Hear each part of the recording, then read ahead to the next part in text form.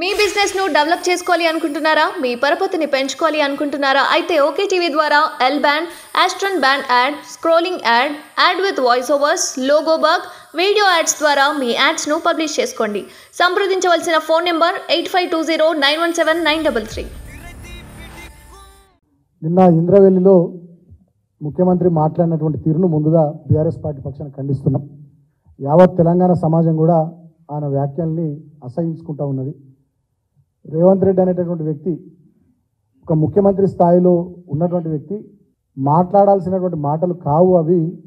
ఆయన ముఖ్యమంత్రి అనేది మర్చిపోయి ఒక ముఠా మేస్త్రిలాగా, ఒక గుంపు మేస్త్రిలాగా ఇష్టం వచ్చినట్టుగా మాట్లాడుతున్నటువంటి తీరును ప్రజలు అసహించుకుంటున్నారు. ఇప్పుడే మా మాజీ మంత్రి జోగురామన్న గారు చెప్పినట్టుగా ఇంద్రవెల్లి పాపం 43 సంవత్సరాల కింద చేసింది ఎవరు? వందలాది మంది ఆదివాసీ బిడ్డల్ని పొట్టన పెట్టుకున్నది కాంగ్రెస్ పార్టీ. మీ రక్తపు చేతులతోని ఇవాళ ఏదో 10 మందికో 15 మందికో పట్టాలు ఇవ్వగానే ఆ మరకలు మాసిపోవు. ఆ గుర్తుల్ని ఆదివాసీ బిడ్డలు, ఆదిలాబాద్ జిల్లా బిడ్డలు మర్చిపోరు. చంపినోళ్ళే సంతాప సభలు పెట్టి 4 కన్నీటి బొట్లు గార్చినట్టుగా చిలక పలుకులు నిన్న పలికిండ్రు. ఇప్పటికైనా నేను ముఖ్యమంత్రిని ఒకటే మాట కోరుతా ఉన్నా,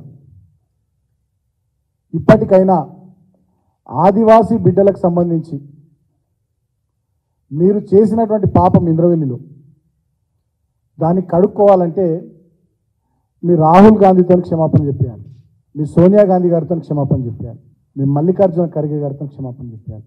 నువ్వు క్షమాపణ చెప్పుడు కాదు. అదేవిధంగా నిన్న ఆయన మాట్లాడుతూ ఏమంటాడు?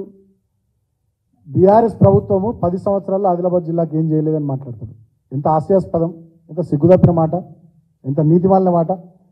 ఉమ్మడి ఆదిలాబాద్ జిల్లాను అంటురోగాల జిల్లాగా మీ కాంగ్రెస్ హయాంలో మీరు మారిస్తే అంటురోగాలు లేని జిల్లాగా, అంటు వ్యాధులు లేని జిల్లాగా ఆ జిల్లాను మార్చిన ఘనత మా కేసీఆర్ గారి ప్రభుత్వాన్ని.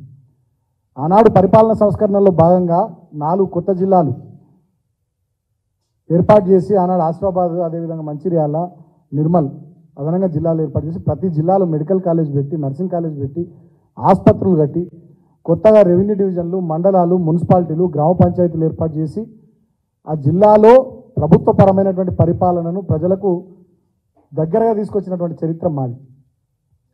ఇక ఆదివాసీల గురించి, ఆదిలాబాద్ గురించి ఇట్లా మాట్లాడిండు. ఆదివాసులకైతే, గిరిజనులకైతే మేమేం చేయలేమని మాట్లాడిండు రేవంత్ రెడ్డి. కళ్ళుండి చూడలేని కబోదుల్లాగా ఇవాళ కాంగ్రెస్ పార్టీలు తయారైపోయారు.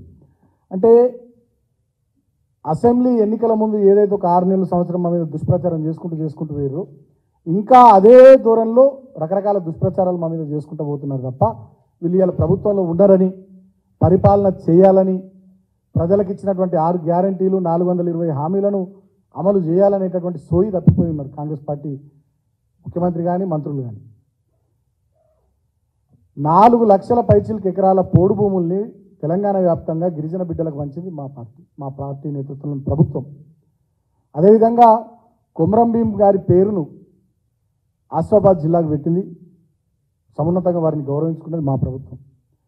ఇదే బంజారా హిల్స్లో బడాబాబులు ఉండే హైదరాబాద్ నడిబొడ్డున ఉన్నటువంటి బంజారా హిల్స్లో సేవాలాల్ మహారాజ్ బంజారా భవన్ కానీ, కొమరం భీం ఆదివాసి భవన్ కానీ కోట్లాది రూపాయలతో నిర్మించి ఆ బిడ్డల, గిరిజన బిడ్డల ఆత్మగౌరవాన్ని నిలబెట్టింది రాష్ట్ర రాజధానిలో మా ప్రభుత్వం. అదేవిధంగా సుమారు దాదాపు 183 గిరిజన విద్యాలయాలు 10 సంవత్సరాల కాలంలో ఏర్పాటు చేసి లక్షలాది మంది గిరిజన బిడ్డలకు చదువులు, ఇంగ్లీష్ మీడియం చదువులు చెప్పించింది మా ప్రభుత్వం. 3467 గిరిజన ఆవాసాల్లో వ్యవసాయ రంగానికి 3 ఫేజ్ కరెంట్ ఇచ్చి 221 కోట్ల రూపాయలు ఖర్చు పెట్టింది మా. 500 కిలోమీటర్ల మేర 46 గిరిజన గ్రామ పంచాయతీలకు 20 లక్షల రూపాయల చొప్పున స్వయంగా ముఖ్యమంత్రి గారే డబ్బులు ఇచ్చి ఆ గ్రామాల్లో ఉన్నటువంటి సమస్యల్ని పరిష్కరించి మౌలిక వసతులు కల్పించాలని కృషి చేసింది మా ప్రభుత్వం. 500 జనాభా దాటిన 2471 గిరిజన గూడాలను, గోండు గూడాలను, ఆదివాసీ గూడాలను, తండాలను ఆనాడు గ్రామ పంచాయతీలు చేసింది మా ప్రభుత్వం. తర్వాత సేవాలాల్ మహారాజ్ జయంతులు, వర్ధంతులు, కొమరం భీం గారి జయంతులు, వర్ధంతులు అధికారికంగా రాష్ట్ర ప్రభుత్వం మా హయాంలో నిర్వహించింది. ఇటువంటి చర్యలు ఎన్నో గిరిజన బిడ్డల కోసం, ఆదివాసీ బిడ్డల కోసం మా ప్రభుత్వం తీసుకుంటే ఈ గుంపు మేస్త్రి ఇంద్రవెల్లికి పోయి, ఈ ముఖ్యమంత్రి ఇంద్రవెల్లికి పోయి ఆయన మాట్లాడతారు ఆదివాసీలకు ఏం చేయలేరు, ఆదిలాబాద్ జిల్లాకి ఏం చేయలేరని చెప్పి. నిజంగా ఒక మాటలో రేవంత్ రెడ్డి గారిది ఆయన వ్యవహార శైలి చూస్తూ ఉంటే ఇంద్రవెల్లి సభ చూసిన తర్వాత నాకు అనిపించింది ఏంటంటే కొండంత రాగం తీసి ఏదో పాట పాడతారని అనిపించింది. ఢిల్లీలో మోడీ, ఇక్కడ ఈయన ఏడి అంటే అటెన్షన్ డైవర్షన్.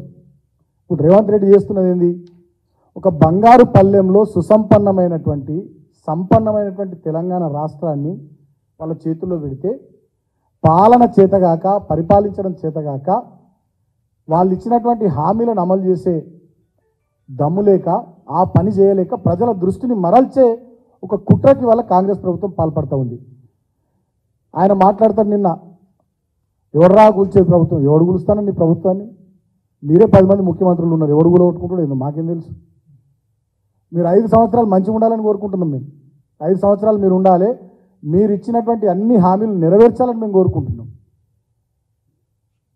ఇవాళ మీ కాంగ్రెస్ వాళ్ళు వచ్చి మాకు కలుస్తున్నారా, మా వాళ్ళని పిలుచుకొని నువ్వు కలుస్తున్నావా, నీ మంత్రులు కలుస్తున్నారా, ఏం చేస్తున్నారు, ఎవరు బేరసారాలకు దిగి ఎవరు ఏం చేస్తున్నారు ఇవాళ రాష్ట్ర ప్రజలు గమనిస్తలేరా? మా ముఖ్యమంత్రి గారు స్వయంగా మా ఎమ్మెల్యేలతో కానీ మాతో కానీ చాలా క్లియర్గా ప్రతిపక్ష పాత్ర మనకి ఇచ్చిర్రు, ఆ పాత్ర పోషిద్దామని చెప్పింది.